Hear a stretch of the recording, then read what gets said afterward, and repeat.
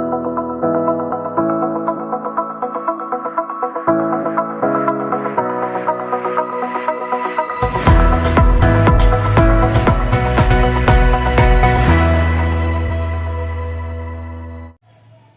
Friends, welcome to 4 Star Studios.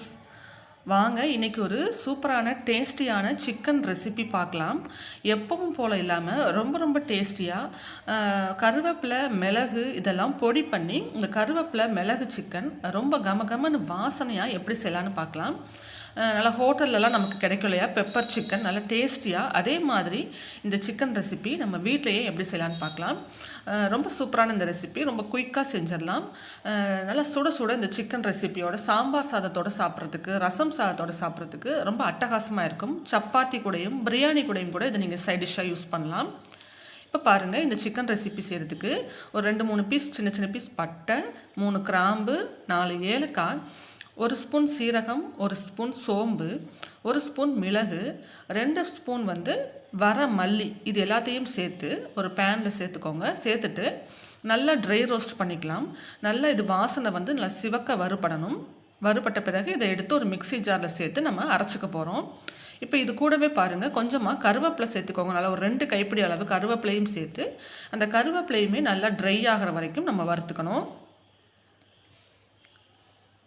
மிளகும் இந்த கருவேப்பிலையும் சேர்த்து பொடி பண்ணி சேர்க்கும் போது அந்த சிக்கன் ரெசிபி ரொம்பவே டேஸ்டியாகவும் நல்ல வாசனையாகவும் இருக்கும். இப்போ இதை ஆறின பிறகு நம்ம அரைச்சிக்கலாம். இப்போது கொஞ்சமாக எண்ணெய் சேர்த்துக்கோங்க. எண்ணெய் ஹீட் ஆன பிறகு ஒரு 1/2 டீஸ்பூன் சோம்பு சேர்த்து தாளிச்சிட்டு, பெரிய வெங்காயம், நல்ல ஒரு சின்ன சைஸ் பெரிய வெங்காயம் பொடிசாக கட் பண்ணி சேர்த்துருக்கேன். கொஞ்சமாக கருவேப்பிலையும் சேர்த்து இந்த வெங்காயத்தை ஒரு 2 நிமிஷம் கலர் மாறுற வரைக்கும் வதக்கிக்கலாம். வெங்காயம் ஓரளவு கலர் சேஞ்ச் ஆன பிறகு நல்லா 2 டீஸ்பூன் அளவுக்கு இஞ்சி பூண்டு பேஸ்ட்டு சேர்த்துக்கோங்க. இஞ்சி பூண்டு பேஸ்ட்டும் சேர்த்து ஒரு 1 நிமிஷத்துக்கு அதோடைய பச்சை வாசனைலாம் ரிமூவ் ஆகிற வரைக்கும் நல்லா வதக்கி விட்டுக்கலாம்.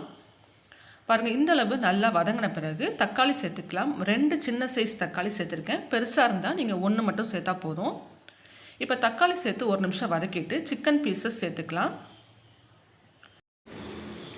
இன்றைக்கி ஒரு 3/4 கிலோ அளவுக்கு சிக்கன் நல்லா வாஷ் பண்ணிவிட்டு தண்ணியெல்லாம் நல்லா வடிச்சிட்டு அந்த சிக்கன் சேர்த்துருக்கேன். நான் சொல்லியிருக்கிற அந்த அளவு நம்ம பொடி அரைச்சா இந்த 3/4 கிலோவுக்கு கரெக்டாக இருக்கும். இப்போ நல்லா ஒரு தடவை கலந்து விட்டுட்டு கொஞ்சமாக மஞ்சள் தூள் சேர்த்துக்கோங்க, ஒரு 1/2 டீஸ்பூன். உங்கள் காரத்துக்கு தகுந்த மாதிரி மிளகாய் தூள் சேர்த்துக்கோங்க. நம்ம ஏற்கனவே அந்த பொடியில் மிளகும் சேர்த்து அரைச்சிருக்கோம். சிக்கனுக்கு தேவையான உப்பும் சேர்த்துக்கலாம். இதுக்கு மல்லித்தூள் தனியாக எதுவும் சேர்க்க வேண்டாம். கரம் மசாலா அது மாதிரி எதுவுமே சேர்க்க வேண்டாம். இப்போ இதை ஒரு தடவை நல்லா கலந்து விட்டுடலாம். தண்ணியெல்லாம் எதுவும் சேர்க்க தேவையில்லை. சிக்கன் தண்ணி விட்டு அதிலேயே வெந்து வந்துடும். இப்போ ஒரு தடவை நல்லா கலந்து விட்ட பிறகு நம்ம வறுத்து அரைச்சோம் இல்லையா, அந்த பொடியை சேர்த்துக்கலாம். இப்போ ஒரு தடவை நல்லா கலந்து விட்டுடலாம். இதுக்கப்புறம் இப்போ இதை ஒரு மூடி போட்டு கவர் பண்ணி ஒரு 10 நிமிஷம் நல்லா மீடியம் ஃப்ளேமில் வேக வச்சுக்கோங்க.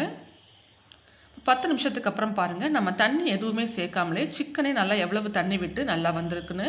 இப்போ இந்த சிக்கன் அதில் இருக்கிற தண்ணியிலேயே நல்லா குக் ஆகிடும். அதனால் எக்ஸஸாக தண்ணி எதுவும் சேர்க்க தேவையில்லை.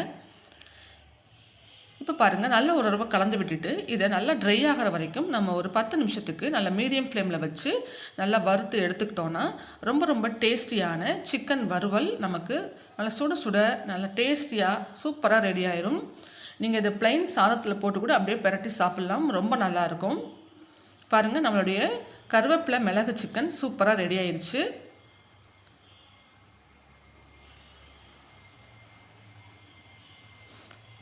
அவ்வளோதான், ரொம்ப ஈஸியாக செஞ்சிடலாங்க. ரொம்ப டேஸ்டியான இந்த கருவேப்பிலை மிளகு சிக்கன் நீங்களும் ட்ரை பண்ணி பாருங்கள்.